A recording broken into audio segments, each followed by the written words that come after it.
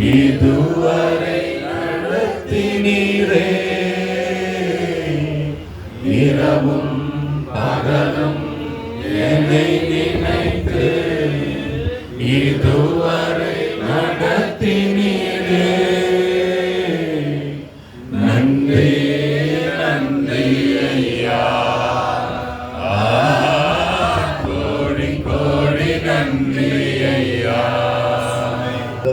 நமக்கு வைத்து சென்றதான விட்டு சென்றதான அந்த பாடங்களை நாம் அறிந்து கொள்ளும்படியாக அவருடைய சாட்சியை நம்ம கேட்க இருக்கிறோம். முதலாவது நம்ம மத்தியில் இருக்கக்கூடிய பாஸ்டர் லூயிஸ் வேதத்தில் சொல்லியிருக்கிற பிரகாரமாக இது முதல் மரிக்கிறவர்கள் பாக்கியவான்கள் என்று சொல்லி வெளிப்படுத்தல் விசேஷத்தில் வாசிக்கிறோம்.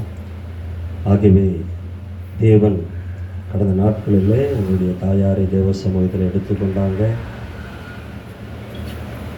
அவர்கள் இந்த ஒரு வருட காலம் அவர்களுக்கு அநேக நேரங்களில் பலவீனங்கள் இருந்து கொண்டே இருந்தது. கடந்த வருடத்தில் எங்களுடைய சபைகளில் கூட 2 முறை அப்படியா மயக்கம் போட்டு விழுந்து நாங்கள் அடித்து பிடிச்சி எடுத்துகிட்டு போயிடுறோம் ஆஸ்பத்திரிக்கு. பல்ஸே இல்லை. ஜெபிப்பாங்க.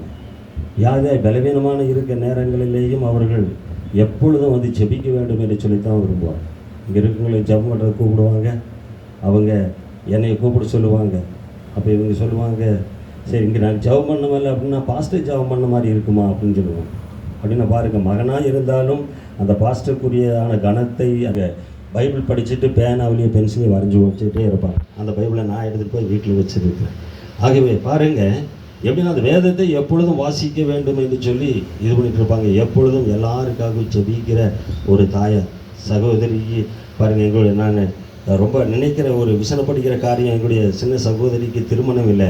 ஆனாலும் அவர்கள் எப்பொழுதும் நேரம் கிடைக்கிற போது தாயாரோடு கூட ஜெபிக்கிறாங்க. ஜெபிக்கிற ஒரு பிள்ளைகளை தேவன் எங்களுக்கு கொடுத்திருக்கிறார். அது நிமித்தம்தான் தேவன் எங்களுடைய குடும்பங்களை தேவன் ஆசீர்வதித்தார். இப்படி எல்லா நேரங்களிலும் ஜெபிக்கிற ஒரு அருமையான தாய் பார்ப்போம் என்று சொன்னால், ஒரு சிலருக்கு கனப்படுத்துவாங்க, ஒரு சிலரை கனவீனப்படுத்திடுவாங்க, ஒரு சிலரை ரொம்ப நேசிப்பாங்க, ஒரு சிலரை இது பண்ணுவாங்க. மற்றவர்கள் பொறாமைப்படுகிற விதத்தில் ஒவ்வொருவரும் எங்களுடைய சாப்பாடுகளை எல்லாம் போட்டு சரி பண்ணிடுவாங்க. பின்ன பார்த்தா அவங்க வேலை முடிஞ்ச பின்னே ஒரு 5-6 பேர் வருவாங்க. அவங்களுக்கு திரும்ப சாப்பாடு வைப்பாங்க. திரும்ப பார்த்தா மீதி இருக்க கொஞ்சம் பேர் வருவாங்க. சாப்பிட்டீங்களான்னு விட்டு அவங்களுக்கு சாப்பாடு வைப்பாங்க. பின்னும் மீண்டும் மீண்டும் மீண்டும் அவர்களுக்கு சாப்பாடு வச்சு அப்படி கொடுத்து உபசரிப்பார்கள்.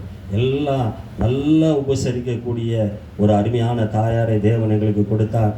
அந்த தாயார் நிமித்தம் நாங்கள் சாட்சிகளாக நிற்க தேவன் உதவி செய்தார். வேதத்தில் இப்படியாய் வாசிக்கலாம்.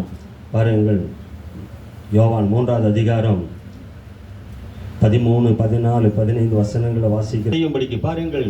ஏன் இதை சொல்லுகிறேன் என்று சொன்னால், நித்திய ஜீவனுக்கு என்று தான் மனுஷன் நியமிக்கப்பட்டிருக்கிறான். தேவன் 6 நாட்கள் எல்லாவற்றையும் உண்டாக்கினார். எல்லாம் உண்டாகட்டும் சொன்னார். எல்லாம் நல்லதாக இருந்தது. கடைசியில் மனிதன் பாருங்கள், மனிதனை இந்த மண்ணினால் பிசைந்து தன்னுடைய சாயலாய் சிருஷ்டித்து அவனுக்கு ஜீவ சுவாசத்தை கொடுத்தார்.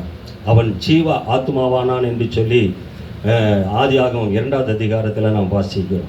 இப்படி அவன் ஜீவ ஆத்மா என்று சொன்னால் மனிதனுக்குள்ள ஆவி, ஆத்மா, சரீரம், இப்படி 3 பாகங்கள் இருக்கிறது. அது கடந்த நாட்களில் ஒரு மற்ற ஒருவர் ரொம்ப ஏளனமாக பேசியிருந்தார். அது நமக்கு புரியாது. காரணம் என்னன்னு சொன்னால், இந்த சரீரம் மண்ணிலிருந்து உண்டானபடினாலே நேற்றைய தினங்களை ஜெபிச்சு மண்ணுக்கு ஒப்பு கொடுத்தார். இப்போது பூமியில் இருந்தாங்க, அவங்க மண்ணில் போட்டுட்டாச்சு.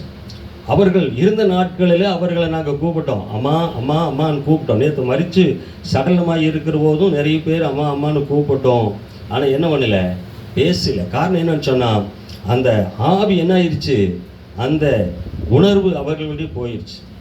அப்போது பாருங்கள், சரீரம் செத்ததுக்கு போயிடுச்சு, அந்த நினைவு இல்லாமல் ஆவி போயிடுச்சு. ஆனால் தேவன் நம்முடைய சுவாசத்தில் கொடுத்த அந்த ஆத்துமா ஒருபோதும் கெட்டு போகாது.